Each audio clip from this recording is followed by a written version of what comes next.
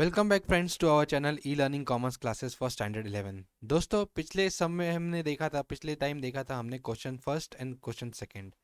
आज मैं आपके लिए लेके आया हूँ practical problem from the text book, जो कि है question number 3 and question number 4, जो कि आपके टेक्स्ट बुक में दिया गया है। जो अनसॉल्व प्रॉब्लम है उसे हम आज रिवील करेंगे और उसे सॉल्व करेंगे।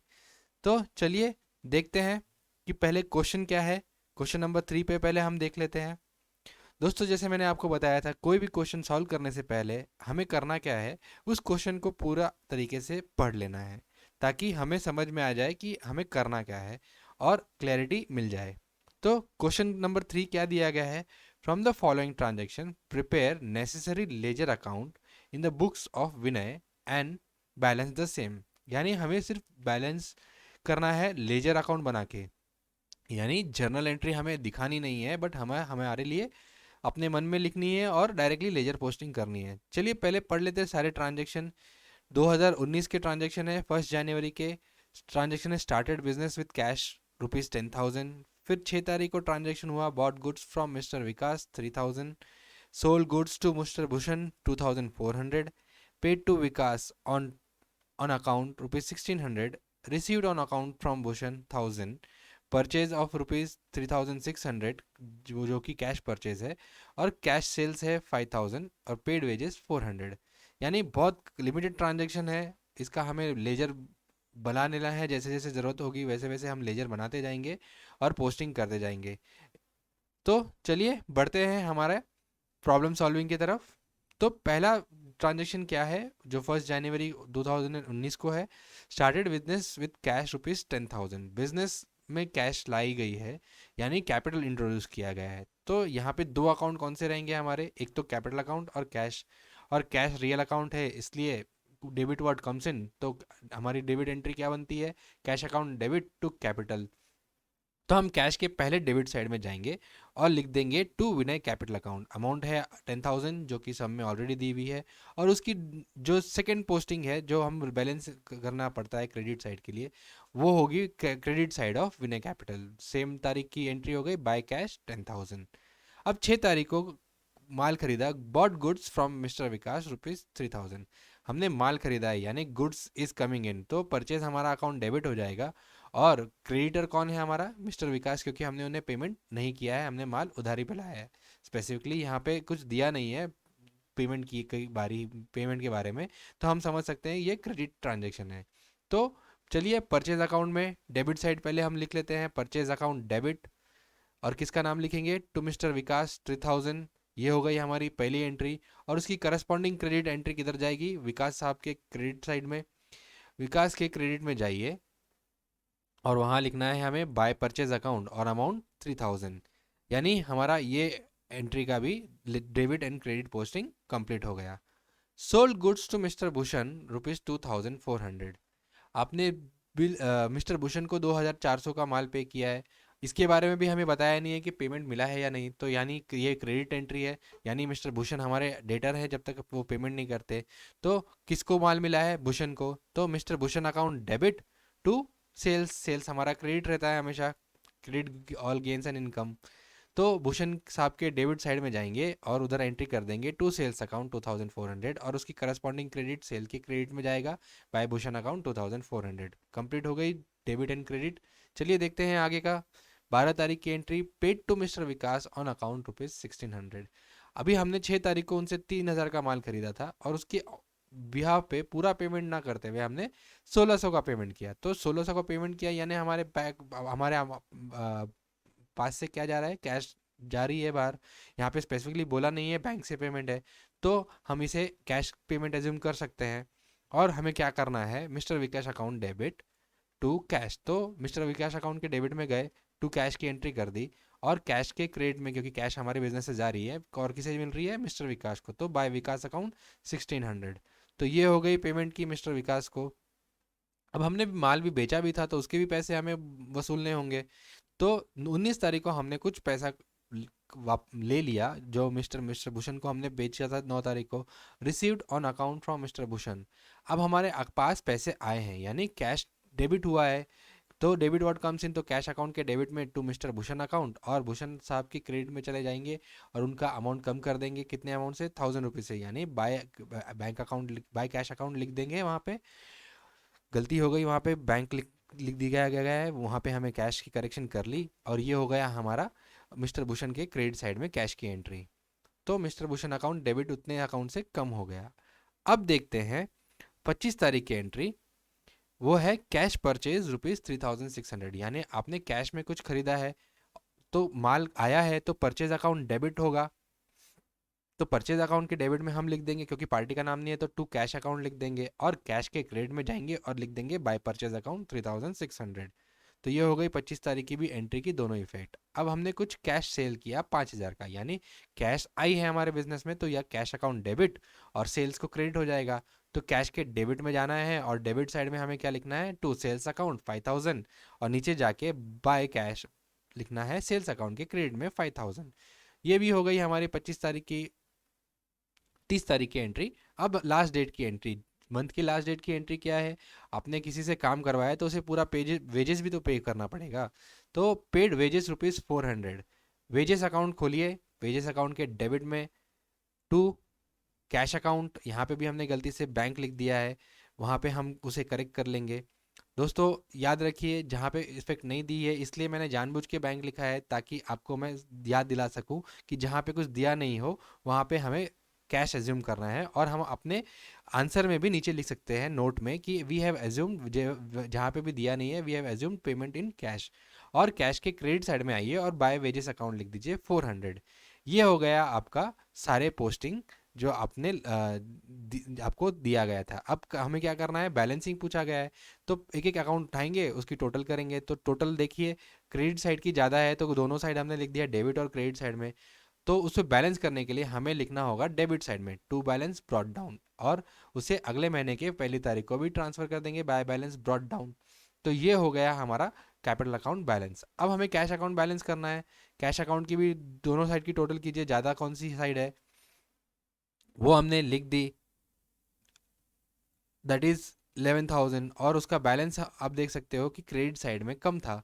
अगर आप देखोगे टोटल करोगे तो समझ में आएगा कि 5400 से कम था, तो हमारा कैश का बैलेंस तो हमेशा डेबिट होना चाहिए, और वो है क्योंकि हमने क्रेडिट साइड में लिखा है, यानी हमारा बैलेंस डेबिट बैलेंस है, और उसे हमने नेक्स्ट मंथ के डेबिट साइड में ट्रांसफर कर दिया टू बैलेंस ब्रॉट डाउन 5400। अब मिस्टर परचेज अकाउंट में जाइए। परचेज अकाउंट में आप देख सकते हो टोटल है 6600 डेबिट साइड की, तो हमें उसे क्रेडिट साइड में एंट्री लिखनी है, by balance carry down 6600, balance carry हो गया नेक्स्ट मंथ के लिए टू बैलेंस ब्रॉट डाउन। ये हो गया हमारे परचेज अकाउंट का। अब मिस्टर विकास अकाउंट का बैलेंस करना है। 3000 क्रेडिट साइड ज़्यादा है, तो हमने पहले टोटल लिख दिया 3000, और बैलेंस करने के लिए कहाँ लिखना पड़ेगा, डेबिट साइड में टू बैलेंस ब्रॉट डाउन, और उसी को हमने आगे कर लिया बाय बैलेंस ब्रॉट डाउन। यानी मिस्टर विकास अभी भी हमारे कितने अमाउंट से डेटर रह गए हैं, 1400 से। सेल अकाउंट टोटल कीजिए, आप देख सकते हो क्रेडिट में ही बैलेंस है, तो उसे बैलेंस करने के लिए टू बैलेंस ब्रॉट डाउन, और ये हम नेक्स्ट मंथ के क्रेडिट में कैरी कर लेंगे by balance brought down. Mister Bhushan account अब आप देख सकते हो, उसकी टोटल कीजिए, तो आप देख सकते हो डेबिट साइड बड़ी है, जो बैलेंस बड़ा होता है वही अकाउंट का बैलेंस होता है, बाय बैलेंस कैरिड डाउन 1400, और उसे हमने कैरी कर दिया टू बैलेंस ब्रॉट डाउन 1400। वैसे ही वेजेस अकाउंट हमारा एक्सपेंसेस है, तो उसका डेबिट बैलेंस रहने वाला है, डेबिट साइड बड़ी है, बाय बैलेंस कैरिड डाउन, और उसे अगले महीने के लिए फॉरवर्ड कर दिया। दोस्तों वेजेस अकाउंट याद रखिएगा, ये अगर मंथ एंड की है तो हम उसे ट्रांसफ़र कर रहे हैं, लेकिन अगर ये ईयर एंड होता तो हम इसे प्रॉफिट एंड लॉस में ट्रांसफ़र करते। आगे के सम्स में आएगा, लेकिन मैंने आपको सिर्फ रिमाइंडर के लिए ये आपको बता दिया। तो ये था हमारा क्वेश्चन नंबर 3, जो बहुत ही आसान और छोटा था। आई होप आप लोगों ने ऑलरेडी किया होगा और आपने पाया होगा कि आपने जो किया है वो करेक्ट है। चलिए ऐसे ही देख लेते हैं अभी हमारा क्वेश्चन नंबर 4। क्वेश्चन नंबर 4 थोड़ा सा बड़ा है, लेकिन बहुत आसान है अगर हम स्टेप बाय स्टेप सॉल्व करें तो। पहले वैसे ही वही सिस्टम फॉलो करना है हमें। पहले हमें करना क्या है, हमें क्वेश्चंस रीड कर लेना है अच्छे से, ताकि हमें एक क्लैरिटी मिल जाए कि हमें क्या करना है। तो पूछा क्या गया है, generalized the following transaction and prepare cash account only. बहुत ही मज़ेदार सम है, और हमें सिर्फ कैश अकाउंट बोला है बनाने के लिए। यानी क्या, जहाँ पे भी ट्रांजेक्शन सिर्फ कैश अकाउंट से रूट हो रही होगी वही लेजर में हमें पोस्टिंग करना है। जर्नलाइज तो हम पूरी करेंगे, लेकिन लेजर में सिर्फ कैश अकाउंट में डिफेक्ट लेने वाले अकाउंट्स को ही हमें पोस्टिंग करना है। तो पहले रीड कर लेते हैं क्वेश्चन क्या है। 2019 जुलाई का ट्रांजेक्शन है। पहली तारीख को है, Hardik started a business with cash 15,000 and machinery 20,000, यानी कैपिटल इंट्रोडक्शन हुआ है। फिर purchase goods for ₹9,000 less 10% cash discount. उसके बाद है sold goods to mister Amar 3,000, distributed goods worth ₹700 as free sample, bought stationery of ₹550 for office use, received 950 from Dhanashri, a customer whose account was earlier written off as bad debt. Abhiram invoiced us good worth ₹3,000. Settled Abhiram account. He allowed us 5% cash discount. Exchange good worth ₹2,500 against furniture of the same amount. Withdraw cash from ATM 5,000 for office use and 3,000 for personal use. तो चलिए एक एक journal entry को खोलते जाते हैं और उस जहाँ जहाँ हमें ज़रूरत पड़े उसकी लेजर पोस्टिंग कैश अकाउंट में करते जाते हैं। पहला क्या है, Hardik started business with cash 15,000 and machinery 20,000।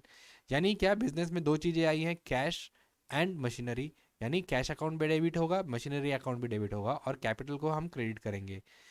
Cash account को हमने 15,000 से डेबिट किया, मशीनरी को 20,000 जो हमारे सम में दिया है ऑलरेडी, और उसकी टोटल अमाउंट जो होती है 35,000 वो हमने कैपिटल को क्रेडिट किया। Being business started with the cash and machinery, ये हमने लेजर नरेशन लिख दिया। अब इसकी पोस्टिंग साथ के साथ करते जाते हैं ताकि हमारा सम साथ के साथ खत्म हो जाए। तो कैश अकाउंट में डेबिट में आके हमें टू कैपिटल अकाउंट, और अमाउंट कितना लिखेंगे, 15,000। यस दोस्तों 15,000, क्योंकि कैश हमने 15,000 की लाई है और मशीनरी अकाउंट हम बना नहीं रहे इसलिए उसकी दूसरी पोस्टिंग अगर हम बनाते तो मशीनरी अकाउंट में भी डेबिट हो जाता 20,000, लेकिन हम यहाँ बना नहीं रहे हैं इसलिए वो आपको सिर्फ समझने के लिए याद रखना है। तो दूसरा है हमारा purchase goods worth ₹9,000 less 10% cash discount, यानी हमने परचेज किया है गुड्स 9,000 का, उसको कैश डिस्काउंट कितने का मिल गया हमें, 10% का। और दोस्तों आपको मैंने बताया है अगर डिस्काउंट कैश डिस्काउंट है तो हम अपने बुक्स में लेते हैं और ट्रेड डिस्काउंट है तो उसको हम बुक्स में नहीं लेते। इसकी पहले क्या करेंगे, वर्किंग क्या होती है वो समझ लेंगे। वर्किंग में मैं चलिए आपको ओरली बता देता हूँ कैसे की जाती है वर्किंग। आपको मैंने बताया था अगर डिस्काउंट हमें 10% के लिए बोला गया है तो क्या करना है, 9,000 पे अपना 9,000 का लास्ट जीरो को कवर करना है, और वो करने के बाद जो अमाउंट बचती है वो हमारे डिस्काउंट की अमाउंट बचती है। तो 900 रुपये हमारा डिस्काउंट होता है, तो 9,000 माइनस 900 जो भी आएगा वो हमारा टोटल परचेज आएगा। यानी क्या, परचेज अकाउंट में तो हमने पूरा 9,000 का एंट्री कर दिया, लेकिन हम पेमेंट करते समय 8,100 करेंगे, क्योंकि 9,000 में से 900 माइनस किया तो 8,100 बचता है और डिस्काउंट अमाउंट हमारा होता है 900 रुपये। तो इसकी भी हम नरेशन लिख देंगे, being goods purchase and cash discount received at 10%। तो अभी हमें क्या करना है, कैश का तो क्रेडिट है तो हमें कैश पेमेंट कितने की क्या 8,100, तो कैश लेजर में आना है और कैश लेजर के क्रेडिट साइड में हमें क्या पोस्टिंग कर देना है, बाय परचेज अकाउंट 8,100। ये हो गई हमारी second entry. Sold goods to Amar ₹3,000, simple entry है कि अमर को सेल किया है हमने गुड्स कितने में, 3,000 रुपये में। तो जर्नल एंट्री क्या होती है उसकी, Amar account debit to sales account. Since Amar का अमाउंट नाम लिया गया है तो हम इसे कंसिडर कर सकते हैं ये क्रेडिट ट्रांजेक्शन है, इसमें कैश का कोई ट्रांजेक्शन नहीं है, यानी कैश के लेजर में इसका कोई इफेक्ट नहीं जाएगा। क्यों, क्योंकि इसमें अभी तक कैश रिसीव्ड नहीं हुई है। उसके बाद है distributed goods worth ₹700 as free sample. जब हम फ्री सैंपल के लिए माल बांटते हैं तो क्या करते हैं, हम एक अकाउंट बना लेते हैं। कौन सा अकाउंट बनाते हैं आपको बताया था मैंने, सोचिए। यस दोस्तों, फ्री सैंपल अकाउंट बना लेना है और टू परचेज अकाउंट 700। ये हो गई आपकी इस क्वेश्चन की एंट्री, और इसकी भी लेजर पोस्टिंग कैश में नहीं होगी क्योंकि इसमें कोई भी कैश ट्रांजेक्शन नहीं आया है। ये हो गई 12 तारीख की एंट्री। अब देखते हैं 14 तारीख की एंट्री क्या है। Bought stationery for 550 for office use, यानी आपको यहाँ पे बोला गया है आपने 550 रुपये का स्टेशनरी लाया ऑफिस यूज़ के लिए। स्पेसिफिकली आपको बोला नहीं है, तो आप समझ सकते हो इसका पेमेंट कैश में ही किया गया है, क्योंकि आपको कोई भी माल ऐसे तो उधार पे देगा नहीं, आप छोटे मोटे अमाउंट लेने जाओगे तो आपने क्या किया, stationery account debit to cash account, ये एंट्री पास कर दी और 550 की एंट्री कर दी। अभी इसमें कैश अकाउंट है और कैश अकाउंट क्रेडिट में है, तो हमें क्या करना है, कैश अकाउंट के लेजर में जाना है और बाय स्टेशनरी अकाउंट 550, ये हो गई आपकी लेजर पोस्टिंग कैश अकाउंट की। हो गया आपका 14th का भी काम खत्म। अब है 18th की बारी, 18 जुलाई की बारी। Received 950 from Dhanashree, a customer whose account was earlier written off as bad debt. Bad debt यानी क्या, पिछली बार आपसे कभी तो भी उसने माल खरीदा था और उसने पैसे नहीं दिए थे, तो आपने सोच लिया था ये पैसे तो हमारे डूब गए। तो जो अमाउंट हमारा डूब जाता है, हम उस अमाउंट को हम बैड डेट अकाउंट में डाल देते हैं। लेकिन आपकी किस्मत अच्छी थी और धनश्री को समझ में आया कि अरे किसी का पैसे रखना नहीं चाहिए, तो उसने आपको वो पेमेंट ला के दे दिया। तो आपको करना क्या है इसमें, कैश अकाउंट डेबिट, क्योंकि हमारे बिजनेस में पैसे आए 950 वो डाल दिया, और हमने पहले बैड डेट बनाया था अकाउंट, तो उसके अगेंस्ट में हमें जो रिकवर होता है उसके लिए हम बनाते हैं बैड डेट रिकवरी अकाउंट। तो हमने उसको क्रेडिट, किसको क्रेडिट कर दिया, bad debt recovery account. Bad debt account का अपोजिट क्या हो गया, बैड डेट रिकवरी अकाउंट। और उसमें हमने नरेशन क्लियरली लिख दिया, being cash receive from Dhanashree, a customer whose account was earlier written off as bad debt, यानी आपने पिछले टाइम पे उसे बैड डेट कर दिया था, यानी आपने उसे पैसा डूबा हुआ मान लिया था, वो पैसे को हमने वापस रिकवर कर लिया। अभी इसमें कैश अकाउंट की एंट्री है और कैश डेबिट में है, तो हमें जाना है कैश के अकाउंट के डेबिट में और to bad debt recovery account को डेबिट करके 950 रुपीज़ लिख देना है। ये हो गया हमारा एंट्री इस बैड डेट रिकवरी अकाउंट के एंट्री का। अभी है, अभिराम रिसीव्ड इनवॉइस्ड अस रुपीज गुड्स वर्थ रुपीज 3000, यानी क्या, इसका अर्थ क्या है, सामने अभिराम ने हमें हमारे ऊपर इनवॉइस रेज किया है 3000 का, यानी आपके ऊपर इनवॉइस रेज किया है, यानी आपने उससे माल खरीदा होगा तभी उसने आप पे इनवॉइस किया है ये बिल। तो इसका, इस ट्रांजेक्शन का मतलब है आपने उनसे माल खरीदा है, यानी ये परचेज अकाउंट की डेबिट है। तो चलिए आइए देखते हैं उसकी एंट्री क्या होती है। 21 तारीख की एंट्री हमें करनी है, सिंपल है, परचेज अकाउंट डेबिट टू अभिराम, बस बोलते समय थोड़ा अलग तरीके से बोला गया है, इसको समझ, ये हमारी नॉर्मल परचेज की ट्रांजैक्शन है, यानी परचेज अकाउंट डेबिट टू अभिराम 3000 और बीइंग गुड्स परचेज फ्रॉम अभिराम। यहाँ पे कैश अकाउंट का कोई ट्रांजेक्शन नहीं है, इसलिए कैश लेजर में इसका कोई इफेक्ट नहीं जाएगा। अब देखते हैं 24 तारीख को, Abhiram settle account, he was allowed 5% cash discount, यानी क्या, अभी हमने माल खरीदा था 3000 का और 5000 का, उसने हमें 5% का कैश डिस्काउंट देने का वादा किया अगर हमने उसे अकाउंट सेटल कर दिया। तो अभी हमें उसे पेमेंट करना है क्योंकि हमने उसे परचेज किया था, तो 3000 पहले हम उसका वर्किंग बना लेंगे। 3000 का माल खरीदा था, 5% का कैश डिस्काउंट, यानी क्या, 3000 के एक जीरो पे हाथ रखोगे तो वो 10% आ जाएगा, और 10% का 10% यानी 300, और उसका हाफ करोगे क्योंकि 10% का हाफ मतलब 5%, तो 150, तो डिस्काउंट हो गया हमारा 150, बैलेंस हो गया 2850। तो इतने का हमें पेमेंट करना है, तो चलिए एंट्री कर लेते हैं उसकी। क्या करेंगे, अभिराम अकाउंट डेबिट 3000 क्योंकि हमें उसे पूरा सेटल करना है, टू कैश अकाउंट 2850 क्योंकि हमने 2850 कैश दिया, और बची हुई अमाउंट हमारे इनकम है जो कि डिस्काउंट मिला है हमें 150 का, और उसका नरेशन वैसा ही लिख दिया। और यहाँ पे कैश अकाउंट होना है हमारे पास और वो क्रेडिट में है, तो हमें लेजर में जाना है कैश के, और कैश के लेजर के क्रेडिट साइड में एंट्री कर देनी है टू अभिराम 2850 क्योंकि हमने उसे 2850 का पेमेंट किया है कैश में। 27 को हमारे पास एक और एंट्री है, exchange good worth rupees 2500 against furniture of same amount. आपने सुना होगा बाटर एक्सचेंज, हमने माल के जगह में माल दिया, पैसे की ट्रांजेक्शन कुछ नहीं हुई, लेकिन हमें उसकी ट्रांजेक्शन की तो एंट्री करनी पड़ेगी हमारे बुक्स में, ताकि हमें समझ में आए कि क्या गया और क्या आया। तो फर्नीचर के अकाउंट को डेबिट किया क्योंकि हमने फर्नीचर लिया है और उसके अगेंस्ट में हमने गुड्स दे दिया उसे, यानी बाटर एक्सचेंज का सिस्टम फॉलो किया, मुझे फर्नीचर दे दो, मैं तुम्हें हमारा गुड्स दे देता हूँ, यानी फर्नीचर अकाउंट डेबिट जो बिजनेस के अंदर आया, और हमारे बिजनेस से क्या गया, परचेज अकाउंट मतलब यानी हमारा गुड्स गया, तो उसको क्रेडिट 2500। इसमें कैश एंट्री नहीं है इसलिए कोई पोस्टिंग नहीं होगी कैश अकाउंट में, और उसका नरेशन हमें लिख देना है। ये हो गई हमारी 27 तारीख की एंट्री बाटर एक्सचेंज वाली। अब देखते हैं आगे की एंट्री जो है 29 तारीख की, withdraw cash from ATM 5000 for office use and 3000 for personal use, यानी आपने एटीएम से पैसे निकाले 5000 खुद बिजनेस की यूज़ के लिए ताकि आपको बिजनेस में पेमेंट करना हो वहाँ पे, और 3000 खुद के घर खर्चे के लिए। तो करना क्या है आपको, उसकी एंट्री पास करनी है। कैश आपने बैंक से निकाला है तो बैंक को क्रेडिट करना है और कैश को डेबिट करना है। कैश अकाउंट डेबिट, हमने बिजनेस में जितने लाया वो 5,000 लाया और 3,000 हम अपने घर लेके जा रहे हैं। और जो हम प्रोप्राइटर अपने घर लेके जाता है पैसा या माल, उसे हम ड्राइंग कहते हैं। तो यानी ड्राइंग अकाउंट को डेबिट किया हमने 3,000।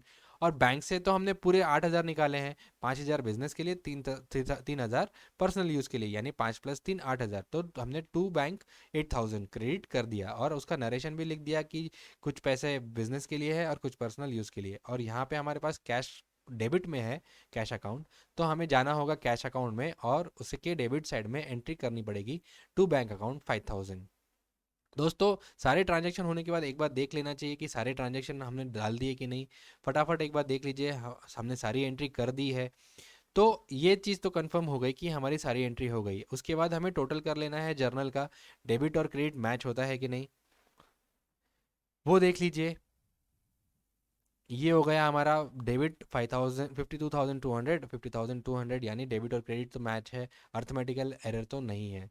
अब चलिए जाते हैं कैश अकाउंट में। पहले टोटल कर लीजिए डेबिट साइड की कितना आता है, और जो भी अकाउंट बड़ा साइड है यानी डेबिट साइड बड़ा है तो 20,950, और क्रेडिट साइड भी छोटा है, कितने अमाउंट से छोटा है तो उतना अमाउंट का आपको बैलेंसिंग करना है बाय बैलेंस कैरिड डाउन, और उसी के डेबिट बैलेंस नेक्स्ट मंथ के लिए कैरी कर देना है to balance brought down 9450।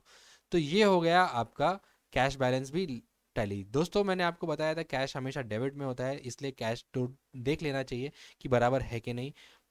Debit की टोटल कीजिए, क्रेडिट की टोटल कीजिए, और जो डिफरेंस है वो क्रेडिट साइड में एंटर कर दीजिए और उसे बैलेंस कर दीजिए। ये हो गया आपका cash account balancing. I hope दोस्तों समझ में आया होगा आपको। Question number 3 and question number 4 कितना आसान था। स्टेप बाय स्टेप सॉल्व कीजिए, सारे प्रॉब्लम ऑटोमेटिकली सॉल्व होते जाते हैं। सम भले बड़ा दिखे देखने में, लेकिन अगर हम उसे स्टेप बाय स्टेप सॉल्व करेंगे तो कोई भी प्रॉब्लम ऐसा नहीं होगा जो सॉल्व नहीं होगा। यही फंडा आप दिमाग में रखिए और आगे बढ़ते रहिए। दोस्तों अगले बार हम लेके आएंगे आगे के क्वेश्चंस जो कि हमारे टेक्स्ट बुक में दिए हुए हैं। तब तक के लिए ये सम को अच्छे से रिवाइज कर लीजिए और कुछ भी कन्फ्यूजन हो तो हमें पूछ लीजिए। तब तक के लिए दोस्तों thank you so much. Keep watching our video and keep spreading the knowledge. Thank you so much. क्या आपको टेक्स्ट बुक के दिए हुए क्वेश्चन की चिंता सता रही है? क्या आपको इस बात की चिंता है कि आप एग्ज़ाम के पहले अपना पोर्शन किस तरह से रिवाइज कर सके? तो यह है उसका सॉल्यूशन। हम लेके आए हैं 11th स्टैंडर्ड अकाउंट्स के लिए नोट्स एंड गाइड, जो आपकी टेक्स्ट बुक के दिए हुए क्वेश्चन को तो सॉल्व करेगा ही, साथ में आपको मिलेगा इंपॉर्टेंट क्वेश्चन जो आपके एग्ज़ाम के लिए ज़रूरी है। और इसमें आपको मिलेंगे कुछ कॉम्प्रिहेंसिव सम्स जो आपको एग्ज़ाम के कुछ मिनटों पहले रिवाइज करने के लिए आसानी होगी। तो दोस्तों अगर आपको चाहिए आपका नोट्स एंड गाइड तो क्लिक कीजिए नीचे दिए हुए डिस्क्रिप्शन पे और पाइए आपकी खुद की कॉपी।